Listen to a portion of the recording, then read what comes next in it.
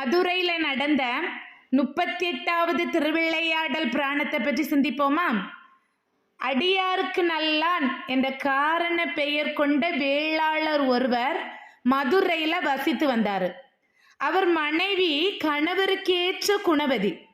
சிறுதொண்ட நாயனார் போல தினமும் அடியார் சாப்பிட்ட பிறகுதான் இவரும் சாப்பிடுவாராம். நல்லவருக்குத்தான சோதனை அதிகமாக வரும். அடியாருக்கு நல்லானி நிலத்துல பயிரெல்லாம் சாவியாகிவிட்டது. அப்போது அவர் சோர்வடையவில்லை. தானியங்களை கடனாக பெற்று சிவனடியார்களுக்கெல்லாம் அமுது படைத்தார். அடுத்த ஆண்டு போச்சு. ஊர்ல மழையே இல்லை, கடன் கொடுப்பாரும் இல்லை. பட்டினியால உடல் மெலிந்து அடியாருக்கு அமுதளிக்க இயலவில்லையே அப்படின்னு ரொம்ப கவலைப்பட்டுட்டு இருந்தாரு. அந்த ஏக்கத்திலே என்ன பண்ணார்னா, சுந்தரவாயருடைய ஆலயத்துக்கு போனார்.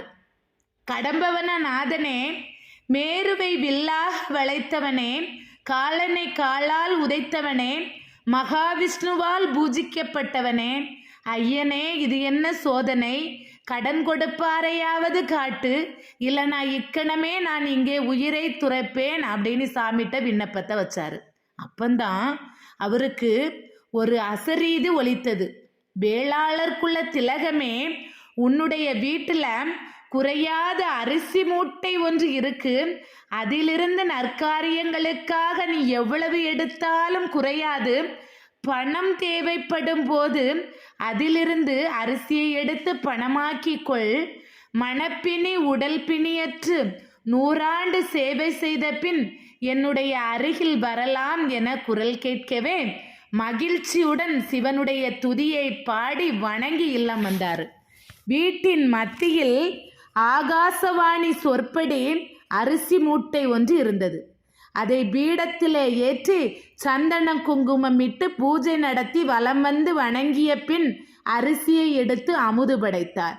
மற்ற பொருள்களான நெய், பால், தேன், பலசரக்கு காய்கறிகளெல்லாம் அரிசியை விற்று வாங்கி கொண்டார். ஆனந்தமாக இல்லை எண்ணாது அடியாருக்கு அன்னகொடை அளித்தார். பின்னர் பிள்ளைகள் பேரன்களோடு மகிழ்ச்சியாக வாழ்ந்து சிவபதம் எய்தினார். குறையா அரிசி மூட்டை அளித்த இறைவனது இந்த 38வது திருவிளையாடலை தினமும் பக்தியுடன் படிப்பவருக்கும் கேட்பவருக்கும் 7 தலைமுறைக்கு தரித்திரம் ஏற்படாது.